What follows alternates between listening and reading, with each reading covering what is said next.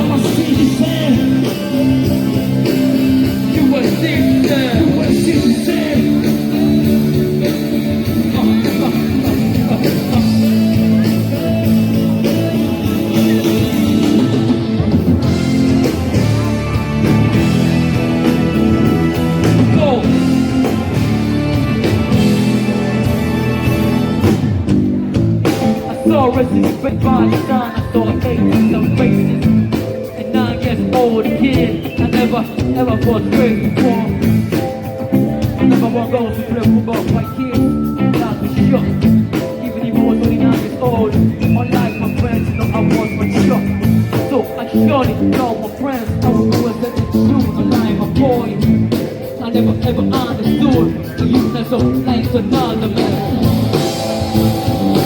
Keep control, so Lord, to each other, man. Yes, keep control, so Lord, to each other, yes. I love the sound, amazing sound. Put your hands up, put your hands up, put your hands up. Come on, I'm the black man in the country.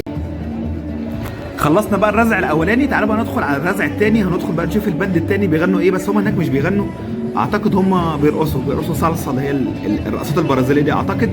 تعالوا نروح نتفرج عليها ونبص عليها شويه ونرجع نكمل جولتنا في قلب الشنترو او السنتر بتاع بريشيا.